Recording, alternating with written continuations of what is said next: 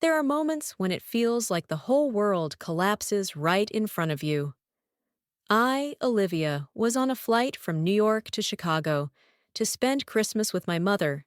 Sitting next to me was a young college student, cheerful and radiant, with a bright smile. Her name was Emily Carter, 21 years old, studying at a prestigious university. We talked throughout the flight, small stories about Christmas, the sparkling lights in Chicago, and family. She said she was going home to see her parents, and I thought, this girl is sweet, nothing suspicious at all. Then, like a cheap drama scene, I happened to glance at Emily's phone screen. She held her phone up, eyes shining with excitement, as if she wanted to show it to the whole world. This is my boyfriend. Isn't he handsome? He's a senior manager at a listed company, and he loves me so much, she said eagerly, like she was living in a perfect love story. I stared at the face on the screen, a man in a tailored suit, polished leather shoes, that confident smile like he knew exactly who he was. My heart stopped. I rubbed my eyes, trying to convince myself I was mistaken. But no. That face, that side profile, that smile. It looked exactly like my husband, Alex Thompson, down to every detail. The man I had been married to for 8 years, the man I thought was busy on a business trip in Chicago. Before I could even speak, Emily's phone rang. She put it on speaker, probably too thrilled to hide her joy. Her face lit up as she heard the voice on the other end, and then, like a knife straight through my chest, I heard the familiar voice of Alex. Honey, call me when you land. I'll pick you up at the airport. Emily's voice turned sweet and playful. Think about what you'll say when you meet my parents. She giggled, and Alex replied with that warm tone I once believed was only mine. All right, that's enough. You're almost here. I sat there frozen, gripping my seatbelt like it was the only thing keeping me from falling into an abyss. Everything began to piece together into a terrible picture. The business trip Alex mentioned last week, the short calls where he claimed to be in a meeting, the delayed replies to my texts with the excuse of being busy at work, all of it was a lie. The man I called my husband, the man I trusted, was actually preparing to pick up his girlfriend at the airport, while I, his wife, was sitting right here, next to the young woman dreaming of a happy future with my very own husband. I was stunned for a long time. Only when Emily hung up the phone and turned to look at me did I snap back. Her eyes sparkled. She held her phone up again, her face full of pride. He's always like that, she said, her tone a mix of complaint and affection. 6 years older than me, but he clings to me like a kid. I'm just coming back to Chicago for Christmas, but he was so worried he rescheduled a client meeting from another city here just to pick me up. My heart churned like a storm, unable to believe what was happening. Alex Thompson, the man my family and friends had praised ever since we got married. Not only attractive, he was gentle, thoughtful, always deep and genuine with me. Out in the world, let alone being ambiguous with other women, his contact list didn't even have 10 female numbers. Sometimes he would hand me his phone on his own, smiling and saying, "Check it all you want, love. I have nothing to hide." I trusted him completely. Our relationship seemed steady, this year being our 3rd year of marriage. Just a few days ago, he apologized to me, sounding regretful. "There's urgent business at the company. I have to go on a trip. I won't make it to Chicago with you this year."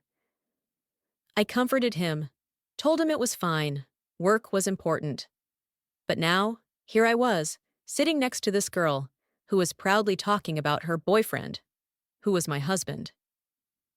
Looking at Emily's glowing face, I tried to stay calm, probing, "You look so young, still a student?" "How did you meet your boyfriend?" She lit up instantly, like she had been waiting for the chance to tell it. "My boyfriend?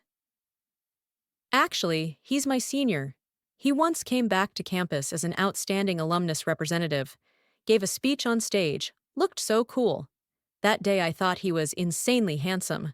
So after the event, I boldly asked for his Instagram. I never thought we'd actually become a couple. She laughed brightly, as if telling a dreamlike love story. Noticing my doubtful look, Emily frowned, as if offended. She opened a photo album on her phone, titled, Emily and Alex, Love Diary.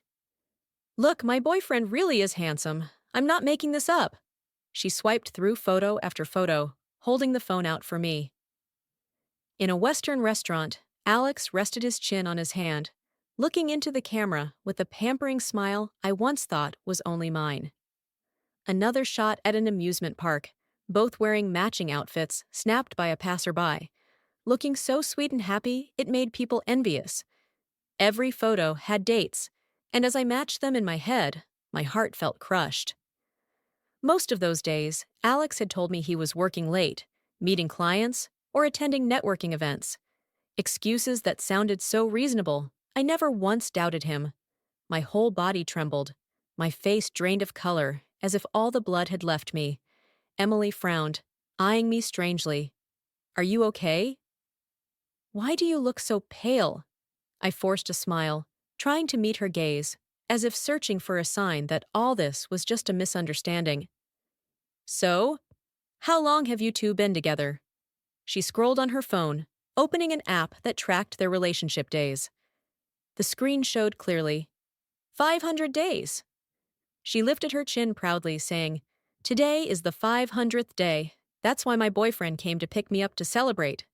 Looking at Emily's delighted face, my chest ached so badly I could hardly breathe. But I held myself back, not exposing the truth. Maybe she was just another victim, deceived the same way I was. I took out my phone, my hands trembling as I opened the chat window with Alex. My finger slid across the screen and typed a simple line. What are you doing? Almost immediately, he replied in his usual calm tone. Just finished a meeting with a client, about to head back to the hotel. Along with it came a photo. Alex sitting in a car, the dim glow of streetlights falling across his face. Still handsome, still confident. He was always like that, always quick to report his whereabouts, sending photos as proof, as if to reassure me. But because I trusted him too much, I had never scrutinized those photos. Now I looked closer, and one small detail made my chest tighten. The reflection on the car window, the familiar Chicago buildings where I had grown up. If it weren't for running into Emily on this flight, I might never have discovered Alex's betrayal for the rest of my life. I put my phone away, trying to keep a calm face, but then I realized Emily was watching me, her eyes thoughtful. My phone had a privacy screen, so she couldn't have seen Alex's photo. A moment later, she smiled, holding her phone out to me, her voice eager. Are you going to Chicago for Christmas too? Let's follow each other on Instagram. I really enjoyed talking with you on this flight. I nodded, lips pressed tight, and agreed to follow her Instagram. Not because I wanted to be friends, but because I needed time to face Alex, to think about what my next step would be. As for Emily, she seemed innocent, lost in her illusion of love. I didn't want her hurt further, at least not yet.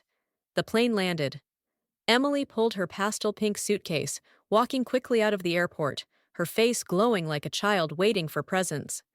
I followed behind, my steps heavy, each one dragging like I was carrying a boulder in my chest.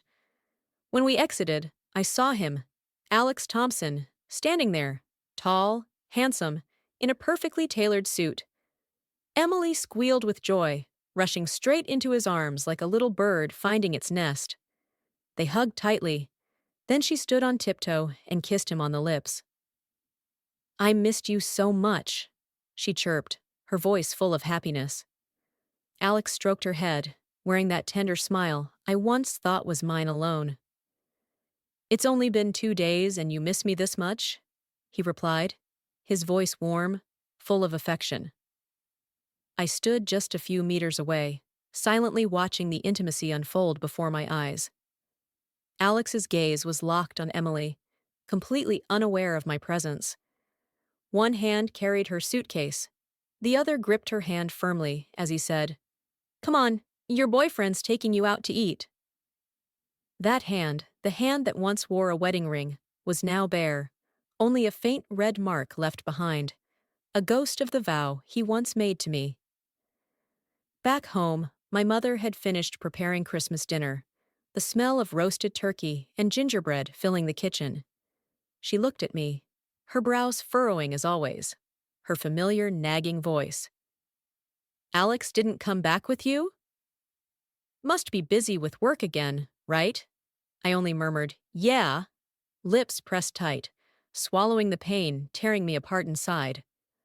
I didn't want to tell my mother about Alex's betrayal, didn't want the warmth of Christmas in our home shattered by this cruel truth. But in my mind, one thing was certain: I would never forgive him. After dinner, I sat alone in the living room, the lights on the Christmas tree blinking, unable to chase away the coldness. I opened my phone and saw a message from Alex sent 20 minutes earlier. I'm back at the hotel resting. Did you get home safe? Along with a few photos. The hotel room tidy and spotless. No trace of anyone else, like he was alone, playing the role of the perfect husband, as always. But then I scrolled through Emily's Instagram stories, and the truth slapped me raw. In the photo, Emily wore a thin nightgown, pressed against Alex's chest. He had just showered, only a towel wrapped around him, his hair still wet, water glistening on his shoulders. Her caption read, "At the hotel with my boyfriend for the holidays. Probably won't get out of bed tomorrow, lol." The post had gone up just minutes ago. My hand clenched the phone, rage and pain crashing over me like a violent wave. I hit video call for Alex. The ringtone rang long, then was abruptly cut. I called again. This time, he hung up after a few seconds. I kept calling. I lost count. Fifth, maybe sixth time, until finally he answered. On the screen, Alex was bare-chested, sweat beading on his forehead, his chest rising and falling hard, clearly just after something intense. He was panting, forcing a smile, his voice broken. "What's up, honey?" I was sleeping, didn't hear the phone. I asked flatly, my voice ice cold. "Sleeping this early?" "Yeah, today's client meeting was exhausting." He made an exaggerated yawn, pretending to be tired. "Babe, I'm so sleepy. If it's nothing urgent, I'll go back to sleep, okay?" I stayed silent, neither replying nor hanging up. Just then, a faint sound came from his side, the crinkle of plastic being torn. Alex's face flickered. He exhaled sharply, his eyes darting nervously downward, as if hiding something. He raised the phone higher, but in his eyes flashed a panic he didn't even seem to realize. "Honey." His voice was hoarse, strained. "If there's nothing else, I'm hanging up now." I only curled my lips into a thin, icy smile. "Yeah, you go ahead." I hung up, but in my mind the scene was already vivid. Him and Emily, together behind my back. Each invisible needle stabbed into my heart, the pain suffocating. Turns out, the marriage I once thought was whole had been, from beginning to end, nothing but a bitter joke. Alex and I had known each other since we were young, right after graduating from college. Back then, he was just an intern, clumsy but full of enthusiasm, and I had just set foot in New York, working as a design assistant with a meager salary. We rented apartments in the same old building, running into each other in the hallway every day. He could cook, simple but warm meals, while I was truly a kitchen disaster, every attempt ending in smoke and burnt pots. After a few small conversations, he often knocked on my door, carrying a bowl of soup or a plate of stew, awkwardly saying, "I made a bit too much. Want to share?" His face would flush red, his eyes sparkling in a way that made me laugh every time. In those days, we took care of each other, working hard side by side to build a future. A few years later, Alex was promoted to senior manager at a large corporation, with his family's support to buy an apartment in the heart of bustling New York. I wasn't far behind. From a small assistant, I rose to design director through ability and persistence. We registered our marriage and held a simple but warm wedding, attended only by family and a few close friends.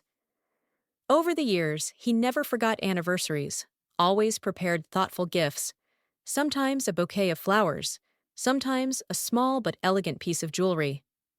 I, once unable to cook, learned to make a few dishes he loved, like beef stew that he often praised. Friends would tease, "You've been married this long, but Alex still looks at you like he's in his first love." I believed our love was unshakable, that there was no such thing as the weary stage of marriage. But now, looking back, I realized that love had begun to rot more than 500 days ago, without me knowing. My stomach twisted, my whole body drained of strength. I clutched my abdomen, collapsing onto the bed, pain spreading through every part of me. My eyes burned. I wanted to cry like a child, but I bit down and held it back. Alex, how could you do this to me? After all those years together, after all the promises, how could you betray me so easily? It took me a long time to steady myself, my hands shaking as I picked up the phone. In that earlier video call, he had called me wife in his calm voice, as if nothing unusual had happened. That meant Emily knew very well he was married. She wasn't innocent as I had thought. I opened the chat with Emily, my fingers tapping each word coldly. "Hello, let me reintroduce myself. I am the legal wife of Alex Thompson, the man you call your boyfriend. We need to talk after a while," she replied, her tone shameless beyond belief. "Sorry, but I don't think we have anything to talk about." "In fact, I recognized you back on the plane," she continued, her voice arrogant. "I'm sure you heard Alex last night, how much he said he loved me." "You should face the truth, reading that." I let out a bitter laugh, one that came from deep in my bones. So Emily had known all along, even deliberately followed me, deliberately posted to provoke me. She wasn't naive, but a calculating player. I typed back, calm but sharp. "You're young, with a whole future ahead of you. Why lower yourself to be someone else's mistress?" As soon as the message sent, Emily seemed provoked, replying in bursts. "I only met him a little late. Don't speak so harshly. Besides, Alex's love for me is real. If anything, you're the one in the way." Her words grew harsher. "All it takes is me pouting once, and he's ready to bring me to meet my parents. And you? Flying home alone. You must feel miserable, right? If you're smart, you'll divorce Alex soon. Stop clinging so pathetically."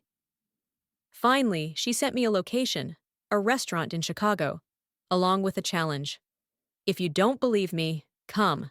See how Alex behaves in front of my parents?" I stared at the screen, memorizing the address, a fire smoldering inside my chest. The next noon, I went to that restaurant, standing outside the clear glass doors, not hiding at all. Soon, I saw Alex appear, holding Emily's hand, followed by two older people with kind faces, surely her parents. He opened the door for them, carrying a luxurious gift box, smiling and chatting cheerfully, making Mr. and Mrs. Carter laugh brightly. I raised my phone, silently recording every moment. The intimate hand-holding, the tender look he gave Emily, the gestures I once believed belonged only to me. Alex chatted as he attentively ordered drinks, but then his eyes flicked outside and landed on me. In an instant, his face turned pale. The glass in his hand slipped, spilling the expensive drink all over the floor. Emily hurried to stand up, frantically blotting him with napkins. "Why so careless?" But Alex immediately pulled away, avoiding her like something filthy, his panicked gaze locked on me. Emily recognized me too, her lips curling smugly, as if she had won the game. But the next second, her smile froze. Alex abandoned everything, striding out straight toward me, his voice tense. "Wife, what are you doing here?" He clumsily wiped his hands on his shirt, sweat forming on his forehead. Seeing my cold face, he forced a smile. "I'm just with clients. Didn't expect to see you here." The car's parked right out front. "Why don't you wait in it? I'll finish up." Before he could finish, Emily rushed out, snapping, "Alex!" My parents are still waiting inside. Hurry back. She tugged at his arm, then lifted her chin to challenge me. Sorry, but Alex can't go with you today. He has to stay and eat with my parents. Isn't that right, Alex? Her eyes gleamed with anticipation, but Alex almost instantly shoved her hand off, like touching something repulsive. What nonsense are you spouting? We're just colleagues. Stop turning silly jokes into reality. His eyes narrowed, sharp and dangerous. Then he turned to me, his voice softening, almost pleading. Wife, don't listen to her. She's just a colleague who likes to talk nonsense. The work I assigned her is finished. Let's go home. Mom will be so happy to see you. He gripped my hand tightly, eager to pull me away. I stood still, unmoving, my eyes cold on him. Emily's eyes reddened, her voice trembling. Alex, stop pretending. She already knows everything. Today, you have to choose. She stepped closer, tears falling. Between me and Olivia, you can only choose one. Didn't you say you loved me most? Choose me. Divorce her. Alex grew impatient, striding toward her, shoving her back so hard she nearly fell. And you actually believed a few casual words of mine? What made you think I'd leave my wife for you? He turned back to me, his eyes now full of desperation. Wife! That woman took advantage of me when I was drunk, that's all. I'll end it completely with her. Can you forgive me this once? I only answered with an icy stare. Emily sobbed, clutching his sleeve. Alex, it's useless. I showed her everything. Our photos, how we met, she knows it all. You were the one who scanned my Instagram. You said I smiled like a little sun, warm and beautiful. You said you had no feelings for your wife, that only with me, you were truly happy. I just wanted you to be decisive for once. How is that wrong? She wept, but Alex tilted his head, his voice cold. I only love my wife. Yet his hand hung trembling at his side, his eyes flickering with a trace of reluctance he didn't even realize. Just then, a voice rang out. What's going on, Emily? Why are you and Alex both outside? Mr. and Mrs. Carter stepped out, their kind faces now tinged with worry. Emily glanced at them, bit her lip, then looked back at Alex. I saw his hand clench, forcing a smile for the elders. Just ran into a friend and came out to say hello. Please, go back inside with Emily. I'll join you right away. After saying that, Emily lifted her head to glance at me, her eyes glittering with triumph. She pressed her lips together without a sound, but the shape of her mouth clearly boasted, I won. She turned, took Mr. and Mrs.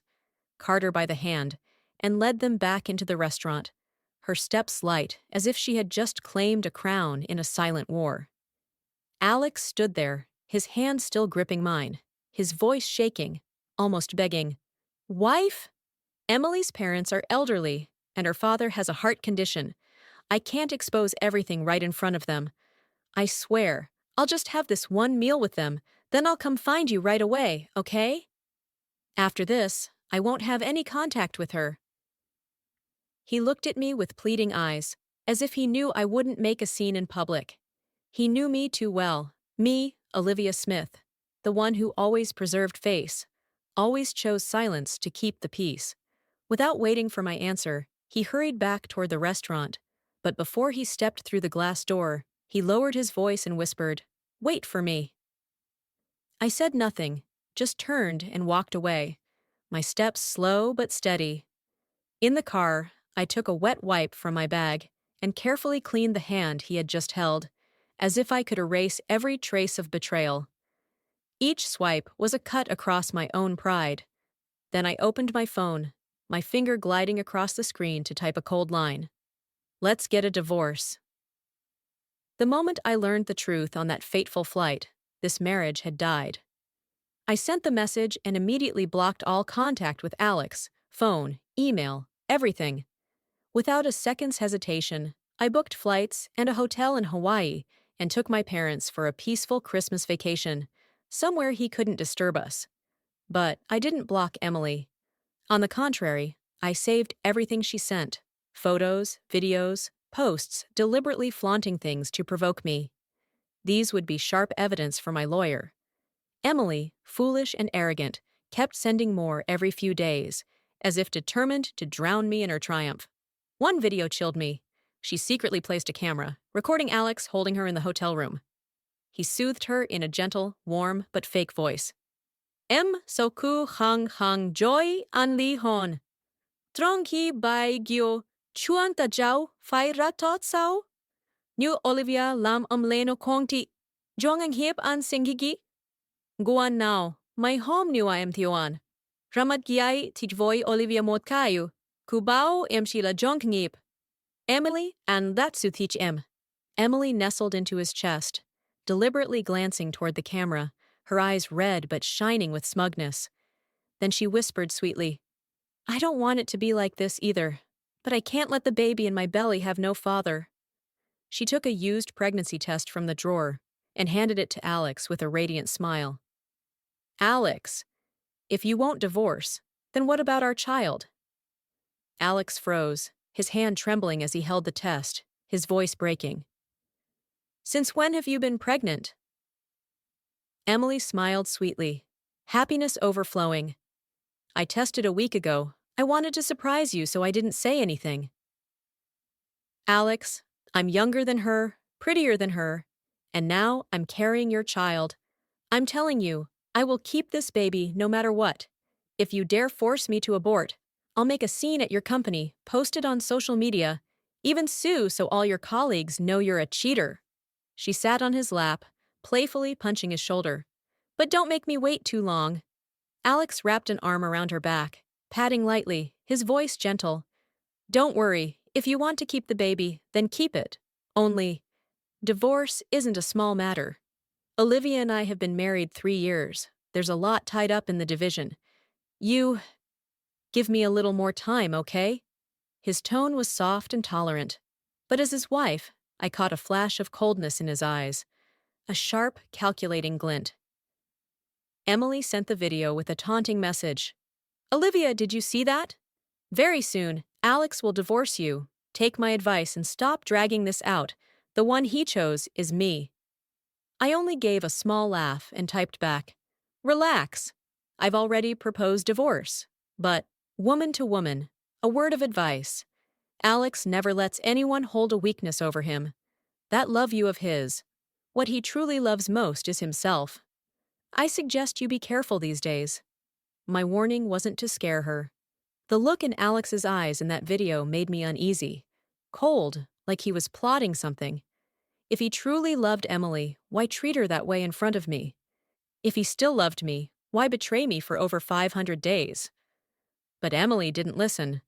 Lost in her fantasy, she answered with arrogance. I get that you're unwilling. A man as exceptional as Alex. If I were you, I wouldn't let go easily either. Too bad, Alex loves me, and I'm carrying his child. Seeing there was no point in advising her, I wasted no more words. The evidence was enough. I added Emily to my blacklist.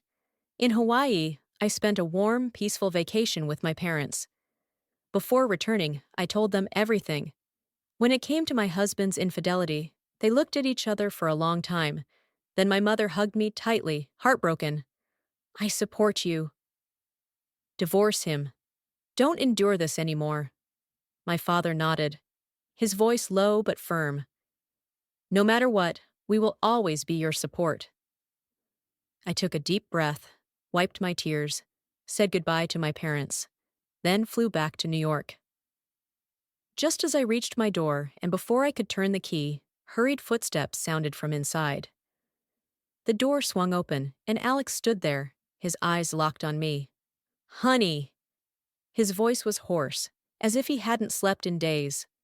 You're finally back. As for the divorce, I will never agree to outsiders. He would look like a devoted man, suffering at the thought of losing his wife. But I knew the truth. This man had been cheating for a long time, weaving a web of lies I had blindly believed. I looked at him coolly, pulled a preliminary divorce agreement from my bag, and said evenly, Alex, this is the divorce agreement my lawyer drafted. If you have no objections, sign it. I don't want to waste any more time on you. Alex took it, didn't even glance at it, and tore it to pieces right in front of me. the scraps fluttering down like the shards of our marriage. He lunged forward and hugged me tight, his voice urgent. No way! I absolutely won't agree to a divorce. Wife, I'll take care of things with Emily soon. I wrenched free, stepped back, my gaze ice cold. He forced a smile, trying to sound confident.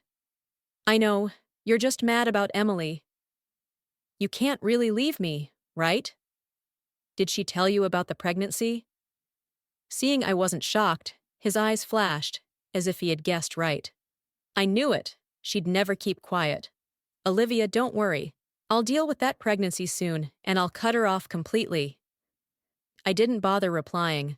I simply handed him a business card. Alex, from here on, let my lawyer handle everything with you. You cheated, that's on you. Whatever happens between you and Emily after this, I don't care anymore. I walked into the apartment, packed my luggage, and left without looking back even once. The holidays passed in the blink of an eye. I rented a small apartment near the company, arranged everything neatly, and prepared to start over. On the first day back at work, I took a deep breath, steadied myself, and walked into the office as if no storm had ever swept through my life. The only thing I felt grateful for was that I had stayed firm with my career, never rushing to have children. Otherwise, how could I have divorced Alex so decisively? From the outside, no one could have guessed what I had just gone through over Christmas. A painful secret, perfectly hidden beneath a calm exterior. I thought I was fine, but then Emily appeared, brazenly walking into my office. I was discussing a new project with colleagues when she stood right in front of me, one hand deliberately resting on her belly, her loose maternity dress flaunting her arrogance. Olivia, you were right. We really do need to talk. After all, you can delay, but the baby in my belly can't wait forever. Her voice was sweet but sharp, loud enough for the whole world to hear. The eyes of my coworkers all turned toward me, awkward and curious. I only said softly, "Excuse me," then led her to a nearby cafe, determined not to let her create a scene at work. At the cafe, Emily ordered a latte, sipping slowly as she hummed, her voice sweet and taunting. Alex often brings me here. You don't know this, but the times he said he was picking you up from work, he was really just coming from a date with me. Sometimes, as you walked out of the company, I was standing nearby watching. She tilted her head, her red lips curling, her eyes sparkling with smugness. I frowned, my voice cold. Emily, what's the point of telling me all this? She scoffed, full of arrogance. Of course, so you understand that Alex was only pretending with you. The one he really loves is me. Looking at her dreamy face, I couldn't help but laugh bitterly. You say he loves you.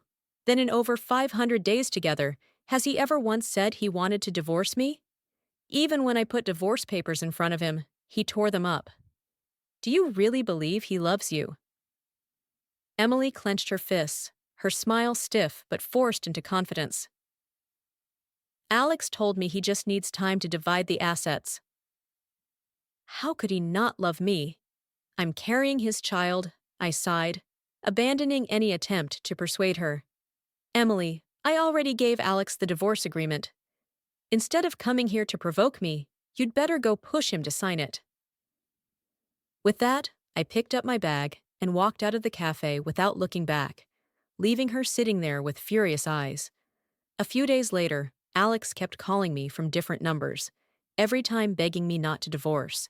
But the moment I heard his voice, I would hang up immediately, not giving him the chance to say more. On the third day, my phone rang again. On the other end, there was only silence for a long time, with heavy breathing. I tried asking, "Who is this?" Alex's hoarse voice came through. "Olivia, it's me." "Don't hang up.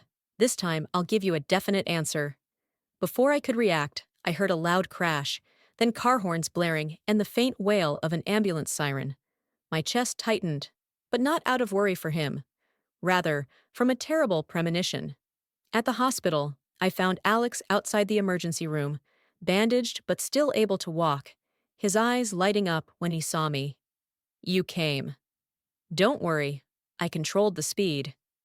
Emily won't die. But the baby in her belly, there's no way it can survive. He gave a faint smile, as if he had just carried out a perfect plan. I stared at him in horror, my voice trembling. Alex, this accident? You did it on purpose, just to make Emily miscarry? He calmly took my hand, his tone terrifyingly steady. That's right. She pushed me to sign the divorce? I refused, and she threatened to cause chaos at the company. I told you before, wife. She seduced me. It was a mistake. I only love you. Let's not get divorced, okay? I shoved him away, a wave of disgust crashing through me. Alex, you're revolting. You cheated willingly. If you didn't want it, who could seduce you? Even if Emily was wrong, that baby was your child. He snapped, enraged. What more do you want from me? I don't want the baby. I don't want Emily. Why must you insist on divorce? Can't we just live in peace, Olivia? I'm begging you. Just then, the emergency room doors swung open. A nurse pushed out a gurney, Emily lying on it, pale from blood loss, but her eyes wide, filled with tears. She stared straight at Alex, tears streaming. You told me. You loved me. You said you were looking forward to this baby. Alex, you lied to me. Why did you lie to me? Her voice was weak, but each word cut through the air like a knife. Alex turned, his eyes ice cold. No pretense left. You're a fool. Did you really think I'd divorce for you? Threaten my career and think you matter that much? You're nothing. Emily's mouth opened, but only a broken sob came out, as if every hope had shattered. The gurney was pushed down the hall, but her heart-wrenching cries echoed through the corridor like a mournful song with no end.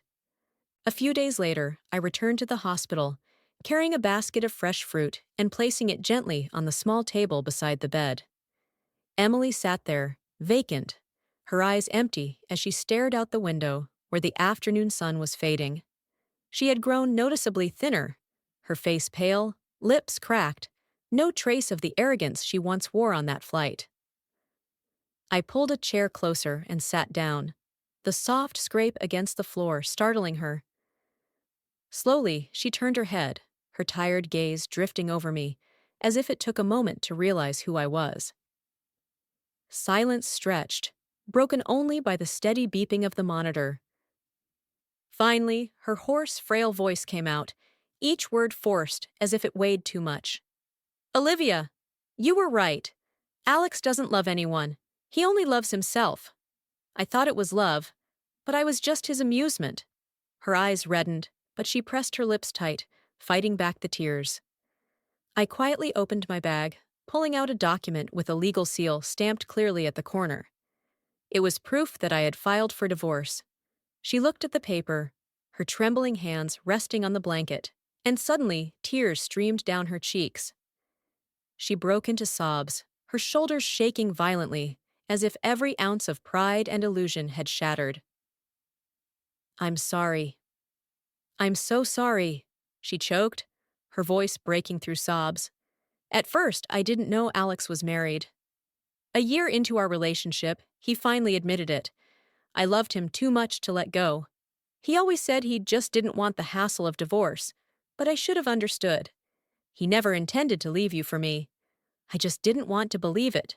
I reached for her hand, cold and trembling, my voice softening as if comforting a younger sister. You're still young, Emily. Everyone makes the mistake of falling for the wrong person. That doesn't define you. If you want to take Alex to court, I'll help you. Emily looked up, her eyes wet but carrying a spark of resolve. She squeezed my hand lightly and nodded slowly. Okay. Her voice was small but steady, as if she had found a sliver of strength to move forward. Emily's accident wasn't just a painful tragedy, it was the breaking point that exposed Alex's true nature. Together, we went to the police station, sitting patiently in the cold room as we pulled frame after frame from his car's dash cam. Each clip cut like a knife, but also pieced together the undeniable truth. I replayed the audio recording from that day. Combined with the traffic surveillance from the police, everything was clear. Alex had deliberately caused the accident, a criminal act beyond denial. I connected Emily with a top lawyer who meticulously built the case with all the evidence we gathered. In court, Alex stood there, no longer the confident man with the perfect smile I once loved. His eyes were lost, panicked, searching for excuses, but every word crumbled against the weight of cold truth. The court delivered its verdict: attempted harm, 5 years in prison due to the severity of his actions. I sat in the back row, quietly watching him being led away, his figure diminished like a man who had lost everything. For me, the final divorce papers were in hand, along with a fair division of assets. The case made headlines, splashing Alex and Emily's names across the news, their scandal whispered everywhere. Emily, now the focus of scrutiny at her university, couldn't withstand the pressure of gossip. With her parents' support, she took a leave of absence, beginning therapy to heal her invisible wounds. I looked at her, once arrogant, now fragile like grass bending in the wind, and I hoped she would someday find herself again. As for me, I sold the house that held so many memories: the happy days with Alex, the meals he cooked, the smiles I once thought were forever. Every corner, from the old sofa to the wedding photo on the wall, had become fragments of memories I no longer wanted. I submitted a transfer request to my company's Paris branch, and it was quickly approved. A new beginning in a foreign city, where I could wash away the pain of the past. On the day I left New York, I stood at the airport, the wheels of my suitcase rolling softly against the ground, the sound steady like the heartbeat of someone being reborn. I turned back once, seeing the city stretched beneath the sunset, skyscrapers glittering like broken dreams. New York, the place where I learned to love, the place where I fell, and the place where I learned to rise again. A cold breeze swept by, carrying old memories with it, as if they were dissolving into the air, weightless. I smiled faintly, not out of joy, but from the surge of freedom rising in my chest, like a bird freed from its cage, ready to fly toward a new horizon. I boarded the plane, sat by the window, and watched the clouds drift slowly outside. I no longer hated Alex, no longer blamed Emily. I only felt gratitude for myself, for the woman strong enough to let go and move forward. The future, I knew, would be warm days ahead, cobblestone streets in Paris, cups of coffee fragrant in the soft morning light.